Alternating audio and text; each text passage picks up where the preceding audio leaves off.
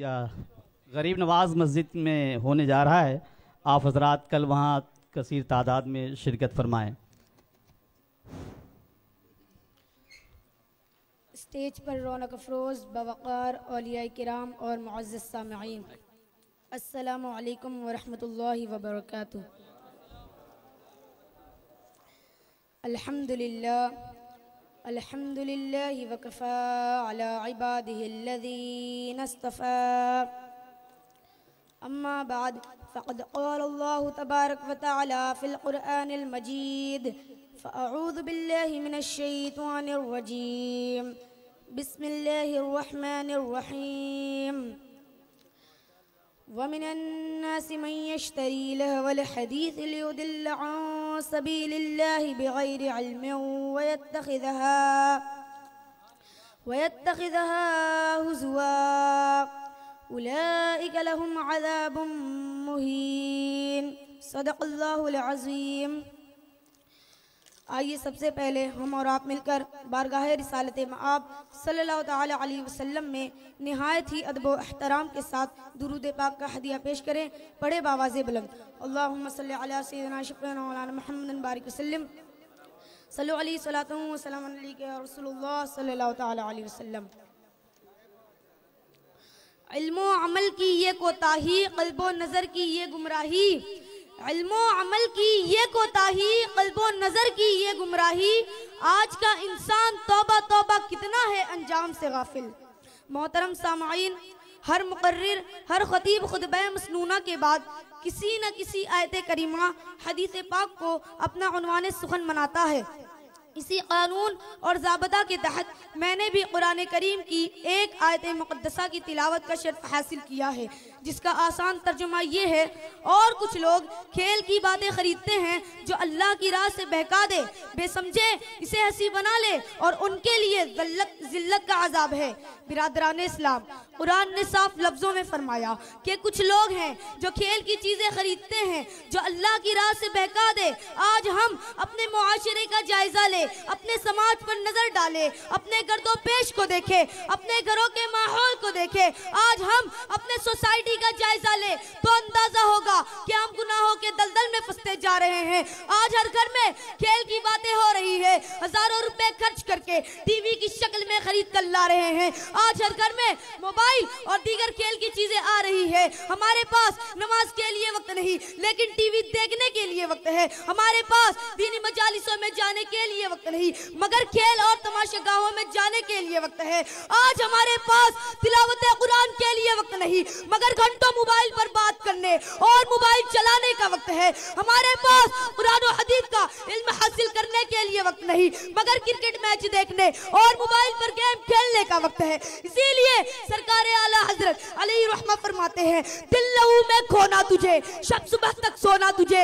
کہ دل لہو میں کھونا تجھے، شب صبح تک سونا تجھے. شرم نبی، خوف خدا، یہ بھی نہیں وہ بھی نہیں.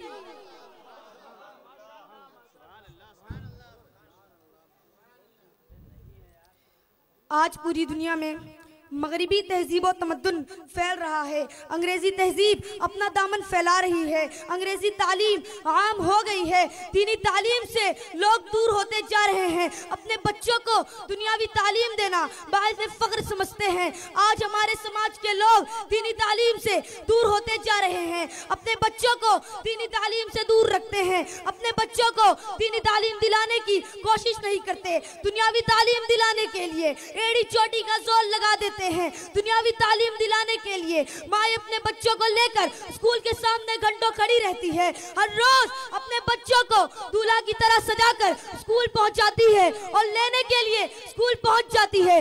لیکن دینی تعلیم کے لیے کوئی تخت و احشام نہیں، کوئی شان و شوکت نہیں. دینی تعلیم کے لیے کوئی فکر نہیں. میلے کچیلے کپڑوں میں ہی مدرسہ بیچ دیا جاتا ہے. فیضان رضا اسلامک سینٹر کا یہ طالب علم یہ نہیں کہتا کہ دینی دنیاوی تعلیم نہ دو ضرور دو، لیکن دینی تعلیم بھی دو تاکہ یہ ایمان و حقائق کی حفاظت ہو سکے۔ آج لوگ اپنے بچوں کو قرآن شریف کا ناظرہ پڑھا دینا ہی اعلیٰ تعلیم تصور کرتے ہیں، اور وہ بھی حروف کی ادائیگی میں کوئی امتیاز نہیں ہوتا۔ دینی دنیاوی تعلیم کے بارے میں ہماری سوچ یہ ہے کہ اچھا سے اچھا ہونا چاہیے۔ یہی دینی تعلیم کے بارے میں ہمارا ذہن یہ بن چکا ہے کہ مسلمان ہونے کے ناطے بچہ کسی طرح سے قرآن شریف کا ناظرہ رسماً پڑھ لے، چاہے سین میں فرق ہو یا نہ ہو، چاہے سین شین قاف قاف وغیرہ میں امتیاز ہو یا نہ ہو۔ یاد رکھو، اس طرح قرآن پڑھنا اور پڑھانا دونوں گناہ ہے۔ اس طرح قرآن پڑھنے سے نماز بھی نہیں ہوتی۔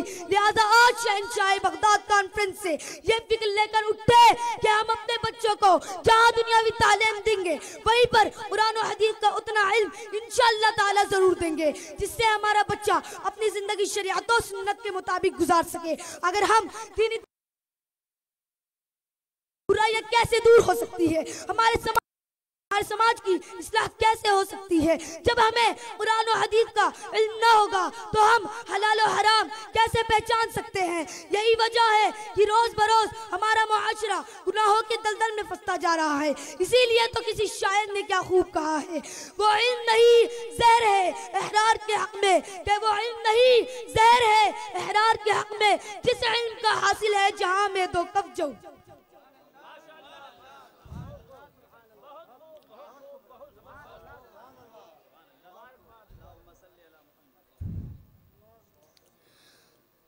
آج ہمارے نوجوان اسلامی ماحول سے کوسوں دور ہیں، اسلامی ماحول سے ان کا کوئی واسطہ نہیں ہے، اسلامی ماحول اپنانے سے گریز کرتے ہیں، اسلامی وضاقتہ اپنانے سے دور بھاگتے ہیں، اسلامی تہذیب سے دور بھاگتے ہیں، اسلامی ماحول میں رہنا پسند نہیں کرتے، ایسا لباس پہنتے ہیں جو اسلامی لباس نہیں ہوتا، ایسے لباس پہنتے ہیں جو بالکل انگریز نظر آتے ہیں، ایسے لباس کے عادی ہو گئے ہیں جو لباس مرد و عورت کے درمیان مشترک ہو کر رہ گیا ہے۔ ہمارے نوجوان عریانیت و فحاشیت کی طرف اپنا قدم بڑھا رہے ہیں۔ آج ہمارے سماج میں غیر محرم عورت سے میل جول رکھنا معیوب نہیں سمجھا جاتا۔ ہمارے مسلمان نوجوانوں کو ذرا بھی احساس نہیں ہے کہ روزانہ داڑھی مڑا کر حرام کاری کا مرتکب ہوتے ہیں۔ داڑھی مڑانا بالاتفاق حرام ہے، داڑھی مڑانا سخت گناہ ہے، داڑھی مڑانا اللہ اور اس کے رسول کو ناراض کرنا ہے، لیکن ہمارے مسلمانوں کو ذرا بھی احساس نہیں ہے، ذرا بھی خدا کا خوف نہیں ہے، ذرا بھی نبی کا پاس نہیں ہے کہ مرنے کے بعد اللہ اور اس کے رسول کو کیا جواب دیں گے۔ ڈاکٹر اقبال نے سچ کہا ہے، قلب میں سوز نہیں روح میں احساس نہیں، کہ قلب میں سوز نہیں روح میں احساس نہیں، کچھ بھی پیغام محمد کا تمہیں پاس نہیں۔ وما توفیقی الا باللہ۔ السلام علیکم ورحمۃ اللہ۔